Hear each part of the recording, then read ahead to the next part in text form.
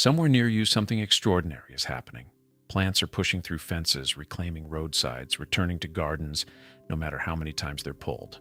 We've been calling them weeds for decades, but what if that label is one of the most expensive mistakes we've ever made? What if what we've been discarding is more nutritious than almost anything we can buy? Right now, there are 10 plants, growing wild, growing free, that belong in every kitchen on the planet. Almost nobody knows their names. What follows isn't a trend. It isn't a wellness fad.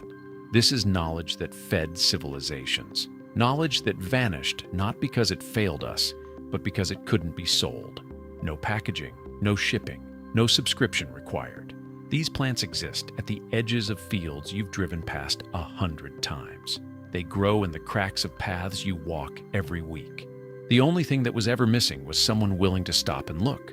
For the vast majority of human history, the boundary between garden and wilderness was a doorway, not a wall. People moved through it every day, fluent in a language of leaves and stems that required no textbook. Every household had that fluency. Every child inherited it. Then, within the space of a few generations, it was gone, replaced by rows of identical produce under fluorescent light. By the idea that food is something you acquire, not something you recognize. The plants didn't change. Our relationship to them did. That relationship is worth recovering. The stinging nettle is possibly the most avoided edible plant in the northern hemisphere. That avoidance is understandable. One careless brush and the sting is immediate. But here's the thing about that sting. It is completely neutralized by heat. Blanch it, boil it, drop it in a hot pan. The irritation disappears, and what remains is one of the most versatile greens in existence.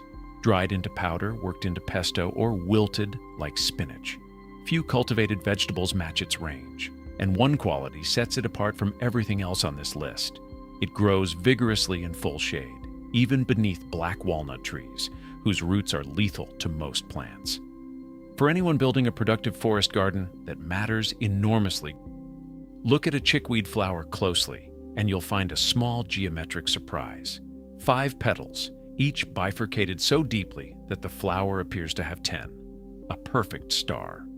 The genus name Stellaria comes directly from the Latin for star. It's a cool season plant, present in spring, absent through summer heat back in autumn. Mild in flavor, raw or cooked. It contains oxalic acid, so regular use benefits from light cooking. As a dried powder or pesto base, it consistently outperforms its unassuming appearance. A relative of spinach, and arguably more nutritious than the version we cultivate, it colonizes disturbed ground, garden margins, field edges, compost heaps. Exactly where most people are weeding, not harvesting. The oxalic acid content is significant, not a plant to eat raw in quantity, but heat resolves it entirely. Cook it by any method, and what emerges is a deeply flavored, protein-rich green that outperforms most market produce. There's no good reason this plant isn't in professional kitchens. The only barrier is recognition. Taraxacum officinale, recognized everywhere, understood almost nowhere. Young leaves go directly into salads, no preparation needed. A brief blanch softens the bitterness for those who prefer it milder. It is rich in beta-carotene, a vitamin A precursor, and carries measurable boron, a trace element linked in research to fluoride metabolism and liver support. This plant grows through pavement cracks without encouragement. Zero cultivation, zero cost. Think about what we spend instead. Petiolata arrived from Europe and has been ecologically assertive ever since. A biennial in the mustard family. It releases compounds into the soil that disrupt the fungal networks native forest plants depend on. The result? It spreads, and native vegetation suffers. Every plant harvested is one less competitor suppressing what belongs there. The nutrition justifies the effort independently, roughly 190 milligrams of vitamin C per 100 grams, a concentration rivaling citrus, achievable in a single meal of fresh pesto. Older plants benefit from a brief blanch to temper their edge. Almost no one thinks of trees as a food source beyond their fruit. Tilia americana, the American basswood member of the mallow family, is a reason to reconsider. Its leaves are mild enough to anchor a raw salad and capable of being dried into a fine wild green powder. Cooked, simply, they hold up across any preparation. Their gentle mucilaginous quality, a natural slipperiness, soothes when brewed as tea. One of the oldest remedies for an inflamed throat, still worth knowing. The mulberry's fame rests entirely on its fruit. The leaves have been quietly edible the whole time.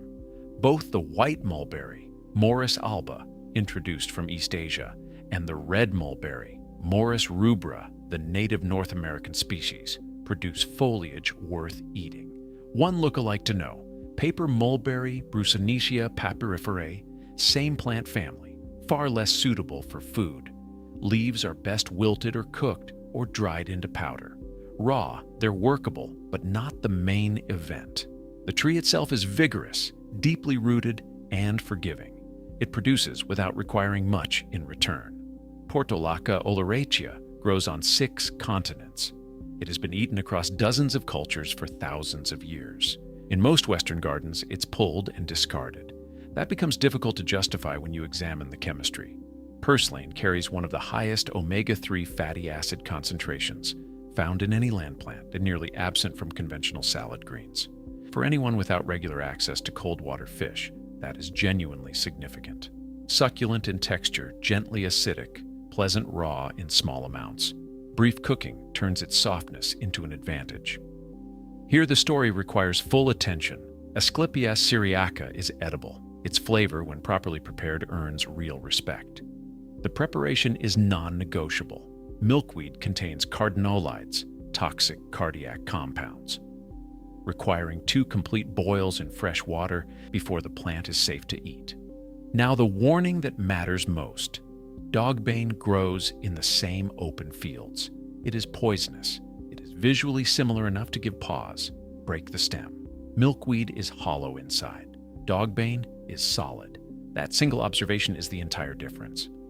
We close with a genus, not a single species. Bidens, beggar ticks, Spanish needles, includes members that are, as far as current evidence shows, broadly edible. Quality varies. Some are mild, others more assertive.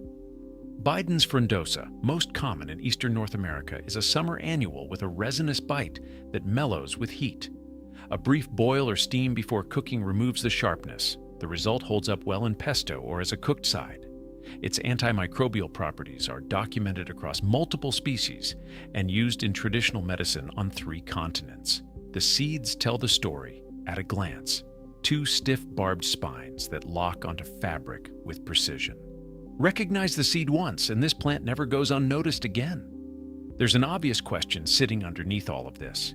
If these plants are this valuable, why don't we know about them? The answer isn't complicated. It's structural. A plant that grows freely cannot generate a supply chain. A food requiring no factory cannot justify a marketing budget. Abundance and profit are, in most cases, incompatible. So the knowledge retreated, not because it was disproven, because it was inconvenient. Entire generations grew up learning to eliminate it, then paid for the equivalent in a bottle. The information was always there. The question was always whether anyone was paying attention. 10 plants, a half-hour walk.